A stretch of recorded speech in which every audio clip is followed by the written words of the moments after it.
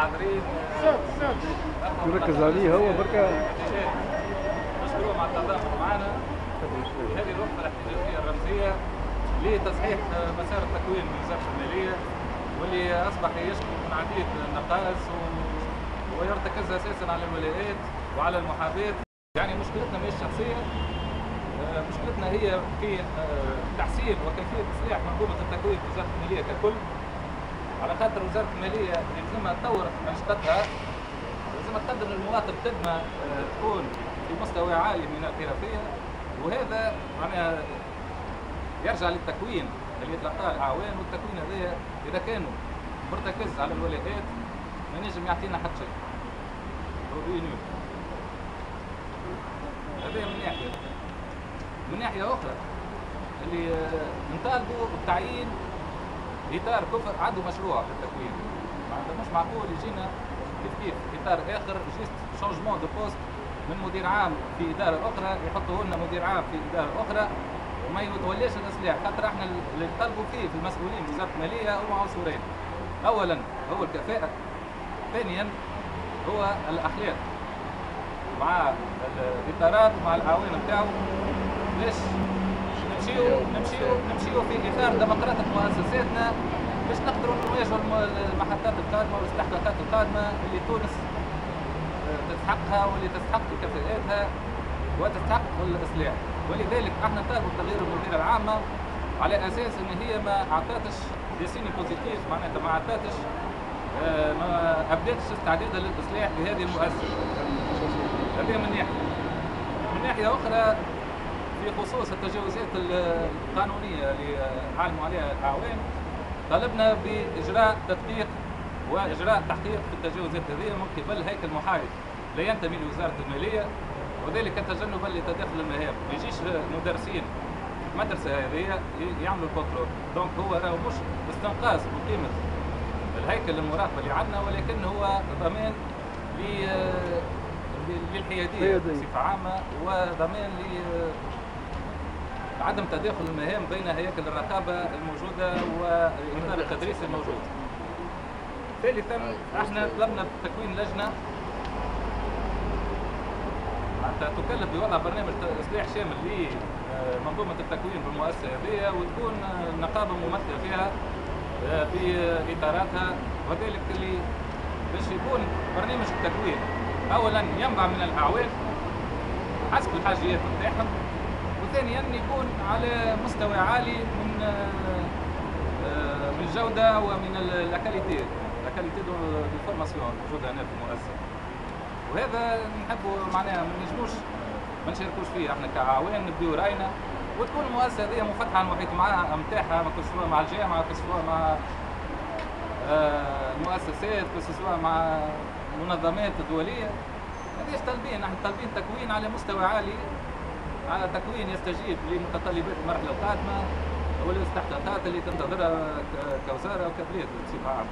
هذا هو. والآن نحيل الكلمة لأخونا نور الدين فتح الله كاتب عام نقابة الأدبيات باش يعطينا لمحة على مواقف النقابة الأساسية للأدبيات بتونس حول منظومة التكوين بهذه المؤسسة.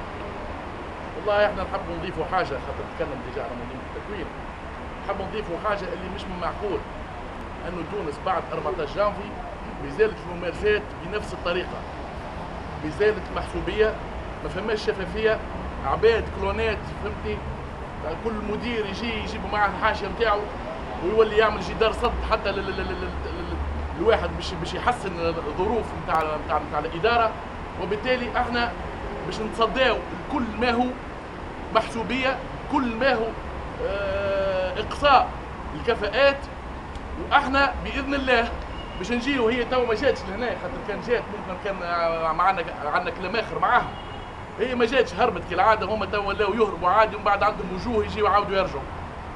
بس الوجه تجي تقري عادي وتعطي الاوامر وتعطي كذا عادي جدا. رابور مصور، يزيدوا يعطيهم رابور مصور. يزيدوا يعطيهم رابورات مصوره، فما ناس حتى ربما معانا لهنا مندسين باش يعطيو كونت روندو للمديرين هذوما. احنا الممارسات هذه باش نقضيو عليها باذن الله، وماشيين اعوان وزاره الماليه الكل بدون استثناء. الاحرار جو دي بيان، ما نحكيش على الاخرين، نحكيو على الاحرار، رانا ما احناش واقفين عليه الشيء هذا.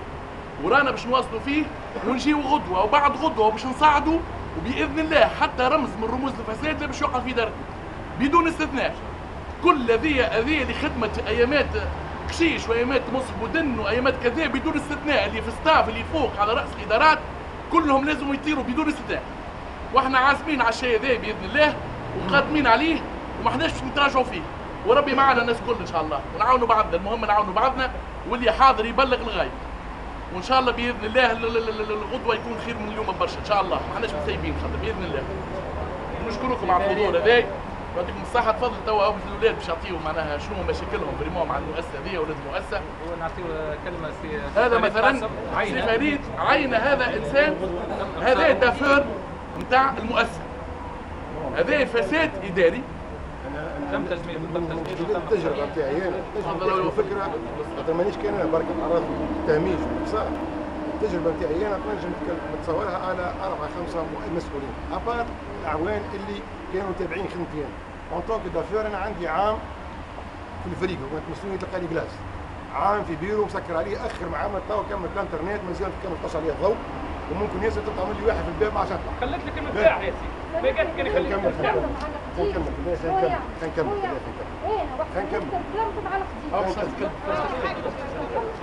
بالنسبه للمديره العامه هذه راه كما قال الاخ راه ماهيش امور شخصيه. المراه هذه كي جات مطرده من كونتيتي بليك حابين نحطوا ايدينا في ايديها وحابين ما نمشيوش في اتجاه كل واحد يجي ديجاج. عملنا معاها 3 موا، انا بيرسونيل عملت معاها 3 اشهر شفت فيهم الويك وحاولت كل الطرق باش نحاول خاطر هي بلو في الخدمه تحب ولا تكره مع جميع احترامي الكلام اللي قلت كومبيتونت ما عندها حتى كومبيتونس المجال هذا. حاولنا باش نهزوها للثنيه صحيحه. شافت هي كونها اكبر من كونه يجي دافور يقول لها يا بنتي راك غلطه.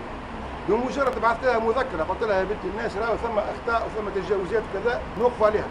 من وقتها تجبد عليها الواحد وقعدت عام كامل. باهي المراه هذه راه استباحت المال العام، اموال المدرسه الوطنيه، الميزانيه نتاع المدرسه الوطنيه تتصرف فيها كانها خزينه تبعتها. استباحت القوانين وضربت بهم عرض الحائط الكل. لا هي مستعرفه لا بورغانيغرام، لا هي مستعرفه مسؤولين معاها مديرين ولا كهيئه مدير ولا شيف سيرفيس ولا حتى اعوان. قالت انا شعارها انا كي الباجي قايد سلسي ما يحكم معايا حد، وهذا راهو مش نجي فيه، هذا كل شعارها، شعار المدير العام هذه. واستباحت اون بليس اخلاق العباد، اخلاق العوان، راهو اللي تقول فيه ما يخرجش حتى على انسان عادي، ما نقولش حاجه اخرى. يا سب ياك حولوا اتجاه واحد تو تولي المارس تحقق عليه. شعارات ترفع فيهم باش تشوه المدرسه، وقالتها باما دو فوا تقلب والعفر فيها المدرسه هذه مديره مؤسسه، وقالت البلاد داخله في حيط وانا نكمل عليها، هذوما شعاراتها. معناها شوف المراه باش جايه لهنا، جايه مطرده من المحاسبه العموميه، جات لهنا ماشي بالها مش تنتقم من المحاسبه العموميه اتافيرنا نحن اللي مشى معاها في الخط. مبروك عليك. حاجه كما تبدا عندك وثيقه، الوثائق تتكلم وحدها. ان شاء الله بعد بالوقفه هذه ان شاء الله نكونوا عملنا عموم وعملنا خطوه باش نوصل. السنة الأولية ناخذ كلمة أنا شوفير في المدرسة الوطنية للمالية. فهمني جابتني هي معاها من الكونتابيليتي. تاع الكهرباء جمدتني من ناحية الكهرباء، تبعثها لولادها هي فواتير دو سيرفيس فهمني، تبعثها لولادها يجيبوا لها اولادها ويجوا، وانا تبعثني الكوري نهز القصب على ساقي، نمشي للتجالف على ساقي، نمشي الموارد البشريه نهز كوري على ساقي، نتعدى للافايات الاداره العامه للديوان نزيد نوصل على ساقي، كل يوم عملت لي هكاك فهمتني، والكهرباء باش تمشي وتجيب ولادها فهمت. اخر حل وليت نستعمل في سيارتي شخصيه، نمشي نهز بها في الكوريات عليه باش هي تربح الليسونس هذاك ما تستعملوش، تمشي تقضي به هي من الفريشوب من الواعده فهمتني، وفهمتني باش تمشي تقضي به حسيب فهمتني، يعني يوريك اللي هي مديره عامه شوف كيفاش تعمل، شوفوا كيفاش تعمل، يعني تصور انا شوفير دو سيرفيس فهمتني، نمشي كوري نهزوا على ساقي، والكهرباء نتاع السيرفيس نتاع الاداره فهمتني، تمشي تجيب لها اولادها، ابار الكهرباء الاخرى اللي عطيتها لها الدوله نحوا لها فيها منها 80 ولا 90 دينار في الشهر، هذيك بون الخاصه تسمى لها هي خاطر ينحوا، اما سياره السيرفيس الواد تستعمل بها فهمني، وفما شكون حتى في الاطارات معانا في الواعد عطيته كهرباء وهو ما يستحقش راهو كهرباء، ما عندوش الواعد وما صححلوش فيها كاتب العام، عطيته كهرباء يهزها الكهرباء الاولى يضربها يفلقها يعاود يهز الثانيه يعاود كيف فهمتني، وما عليه، وانا الشوفير نهز في الكوري على ساقي عليه، مش ظلم حب عليه ربي هذا حب وجيت اتكلم فيها فهمتني، نزلت علي كل مره وهي عملت لي حكايه. اخر حل انا كي تكلمت على حقي مطلعتني في الفيسبوك، حطيت لي في الفيسبوك ومرته كاتبه تاكلسه شكون تاكلسه؟ هي راي من تاكلسه، حطيتني اللي انا بيا وعلي، فهمت؟ تتهم فيا في شرفي المرة هذي، فهمتني؟ هذه تتهم فيا في شرفي ضربه واحده. اسمعني، المسألة الكل هي مسألة منظومة راح. هي كل منظومة، معناها تو تمشي تجيب واحد تهز واحد تجيب واحد كيف؟ هي باش تفكك هالمنظومة، الناس الكل فزت في العهد البائد، والناس الكل عملت عندها ملفات فساد بالجروب، ما يساعدهمش باش يمشي واحد مسخ يجي واحد نظيف يجبد لهم الخونه نتاعهم، يلزم كي يخرجوا مسخ يجيبوا مسخ ويدوروا المسخ هذاك الغادي، وهكذا والإدارة كل قاعدة بالمسخين تخدم. التو ما ريناش احنا تغيير، حتى الحكومة هذه ربي يهداها، التو ما عملت تغييرات جذرية على مستوى وزارة المالية. هز هذاك غادي يعني نطردوه نحن من الإدارة العامة للأداءات، واحد خرج في اللي في مدير اللي فيه، الآخر خرج شارج ميسيون في الوزارة، هذه طردوها جابوها ليكول، معناها واحد يغطي على خوار الآخر. توا اللي قاعد يصير واحد يغطي على خوار الآخر. بالله سامحوني في كلمة بالله، عمركم شريتوا بالله مديرة عامة تشروا في كيس تاي على الرجيم تاع ليكول وبالفاتورة كل شيء، تصور تشروا في كيس تاي على الرجيم تاع ليكول بالشهر تخلص في السيد في البيفير. تصور انت تشرب في تصور امراه ذي حتى مخريه 600 ساعه وماخذ عليهم 5 ملايين فلوس، وقتاش قريتهم من 600 ساعه؟ وقتاش تفاضت هي الحكايه ذي؟ وقتاش تفاضت هي؟ الكرا بالسيارات الخاصه نورمالمون السياره الاداريه تتصلح في دار فولكسفاجن وبفاتوره دار فولكسفاجن، مش تتهز تحت حيط الجراج يمشي يصلحها غاديك وصبار شو يقول. يبقى تفضل اختك. باش تجبد عني لا بالسيفك وتاع المحويشي، ظلمنا ما خديناش حقوقنا الكل، ومشي هكا في المنار يخدم ونورمال ولاباس عليه. انا واحده من الناس عمل فيا اللي ما يتعملش، شهر 21 يوم سرقهم، مره تحت الحيط قال لي نحب نعطيهم لك ومنها خاف. صراحه انا نحب ناخذ حقي من المحويشي، محويشي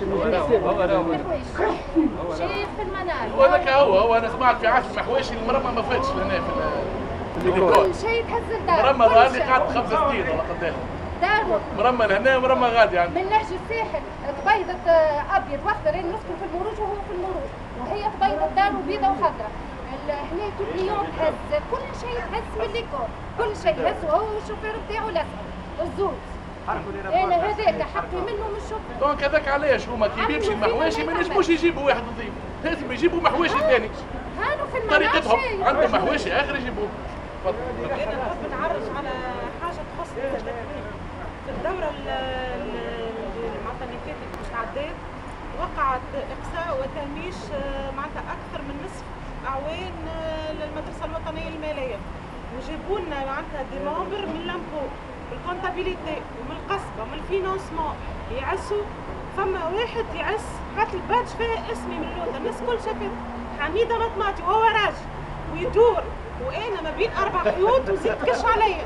لا هذا والحاجه معناتها اللي انا نحب ناكد عليها اللي عندنا سوسه لهنا في المدرسه من النظام الاخر معناتها كانوا من الاوائل اللي يكتبوا في التقارير في المحويشي، واول حاجه معناتها نادوا بها عدم اقصاء وتهميش اعوان وادارات الماليه، فاذا بهم هما قاعدوا يكرسوا وياكدوا في التهميش والاقصاء نتاعنا. ناصر بوشمان وهدى المالكي هذوما الزوز. يعطيك الصحة. المهم احنا تو ما عادش نسكتوا، ما تخافش، ما عندك ما نخاف من حتى حد، ما تخاف كان من ربك اللي خلقك، تخاف من حتى حد، وما ينجم يعمل لك حتى حاجة بإذن الله. هو توا بإذن الله. توا ملخص احنا نطالبوا بالإصلاح، إصلاح هذه المؤسسة، ونطالبوا بمنظومة الإصلاح باش نفعلوها في جميع الإدارات، مش في المجلس الوطني للمالية. منظومة الإفساد وزارة المالية، كما عندنا منظومة الإفساد وزارة المالية. منظومة الإفساد يسمى ملفات، إذا كان فما ملفات فساد احنا كنقابة نوجهوها للقضاء، احنا ما عندنا حتى بروبليم. واحنا اللي طردناه خويا من إدارتنا كنقابة الأداءات، نقابة المصالح المركزية طردهم الوزارة. مش انا نهزهم من عندي انت تجي عندك، انت ما تقبلش بها هذه. هذا مطرد خرج. لازمك انت ما تقبلش به، طرد ما تقبلش به، واضح. احنا تضامنا كنقابات اي واحد يطرد من اداره يمشي لاداره اخرى تبع النقابه الاخرى لازم تطرد. هذه هي. تو باش نعملوا النقابه العامه ان شاء الله الماليه باذن الله ماشيين فيها ان شاء الله. نحيلوا كلمه سيدي بالدور كونسيرنون الجمعيه. لا هو الاخوين نجم يحكيونا اكثر على الجمعيه، خاطر فما جمعيه قدماء المدرسه الوطنيه الماليه مادام حكينا عليها المره اللي فاتت اللي هي ولات تعسل ولات تصلح ولات كذا، وهذا مش معقول. وهذا مش معقول. انا ما عندي ما نزيد على الاخوين، بقيت نحب نقول اللي راهو معناتها ذلك قدرنا، يا اما نواصلوا مع بعضنا الكل من غير ما نخافوا، يد واحده وسوليدير العباد كلها مع بعضنا باش نجموا نصلحوا على قد ما نقدروا، يا اما اذا كان كل واحد باش يخمم في روحه وكل واحد باش يخاف على بلاصته فبالتالي مش تكون فما حتى اصلاح، وهذا عمل جماعي وعمل مشترك. والاخوين اللي حضروا اليوم مشكورين يعطيهم الصحه، ويلزمهم يحضروا ويلزمهم يشدوا الصحيح وما يلزمهمش يأيسوا، وما النصر الا صبروا ساعه. يعطيكم الصحه، بارك الله فيكم. انا تو مادام هي هربت هي الحكي ولا ما مادام هي هربت يزيدوا نرجعوا لها نهار احنا الحكم تاع الجمعيه مش هي يعطوا فيهم اليوم 30 دينار باش يدخلوا يعني مداخيل الجمعيه. سامحني كونسيرنون راهو اعوان وزاره الماليه، راهو فيما يخص العمل الاجتماعي لوزاره الماليه راهو عندنا الوداديه تسيونات البارح حاضرين في اللاغ. الوداديه ميزانيتها على ميزانيه الدوله. مكورد ولا النقابات راهي ما تدورش تلم فلوس. احنا باش نجنبوا الاحراج مع اصحاب المؤسسات واصحاب الاعمال، راهو ما يمشي حد يطلب اعانه كريبريزونت هيكل من هياكل وزاره الماليه. نتكلم انا نحب مثال، انا نحب نتكلم ومستعد حتى للطرد من الوزاره اذا كان لزم، اما المهم نتكلم الحق. انا العباد اللي باش يكوفروها ويراقبوها ومسكرين عليها باب البلا عطيتهم البارح انفيتاسيونات في اللاك، والبارح تشري فيهم تقرب فيهم لها هي، فهمتني؟ ما معاملات، فما برشا مسؤولين ما يعطوش بعضهم. هذاك هي عليه البلاد ريخه، هذاك هو الواقع نتاع البلاد. احنا نطلبوا فما جمعيه نتاع قدماء معهد المدرسه الوطنيه للماليه، هذا التمويلات نطالبوا بالكشف عن مصادر التمويل نتاعها، خاطر احنا نخافوا لو كان الجمعيات اللي في الماليه ولا نقابه ولا نقابيين في الماليه ولا اعضاء الوداديه في الماليه، وهذا وداديتنا نظيفه ياسر، احنا الحق معناتها زملائنا في النقابات ما عندهمش الاشكاليات هذه. فما ميزانيه الدوله هي اللي تمول الانشطه المتعلقه الانشطه الاجتماعيه اللي في وزاره الماليه، وماذا بينا كان نتجنبوا ان نهار واحد يمشي باسم وزاره الماليه يحب ياخذ اعانه ولا يحب ياخذ، احنا نرفضوه هذا كنقابه اساسيه للاداره المركزيه، نرفضوه انه مش يصير احراج اصحاب الاعمال انه يمشي واحد يقول له انا من الماليه تنجمش تعاوني، انا من جمعيه قدماء اكس ولا قدماء الجمعيه الفلانيه ولا انا من الجمعيه الفلانيه ولا من الوداديه ولا من النقابه. هذا راه مش معقول، هذا فيها احراج، خاطر جينيرالمون المواطن يخاف يقول لك هاني نعطيه انا مساهمه ثاني منه هذا ماليه. احنا ما نحبوش، احنا اتجاه نحبوا نصلحوا، وانا تم معناها اذا كان باش نلقى سيتياسيون كي هكا نبلغ عليها راهو الوزاره، ما فيش حتى شك. هذا داكوردو يلزمنا كلنا نكونوا مسؤولين وكنا نحسنوا منظومه التكوين نتاعنا باش يكون عندنا تكوين هو في الاخر شنو هو باش نقدموا خدمه للمواطن ترتقي مستوى البلاد ومستوى الخدمات اللي تقدم في وزاره الماليه، ونطلبوا تفعيل معناتها كل ما يتعلق بالاصلاح الاداري في وزارتنا، والحق هي المسؤوله نتاع الاصلاح الاداري اللي جاوا حطوها في وزارتنا. هي انسانه كفءه راهي تخدم بالكدا، وسبقت ان غلطنا فيها نعتذر على خاطر هي تخدم بالكدا ما مشكله. قلت لك ديما في الكومبورتمون مع الاعوان هي تو تخدم وحدها تخدم معناتها على مستوى عالي حسب بلغنا كنقابه، واحنا نشجعوا راهو مش مشكله، راهو نجموا نغلطوا كيما النقابه نجموا نغلطوا كيما المسؤولين يجموا يغلطوا، كيما بليتو كيما المسؤولين يجموا يغلطوا كيما النقابه تنجم تغلط.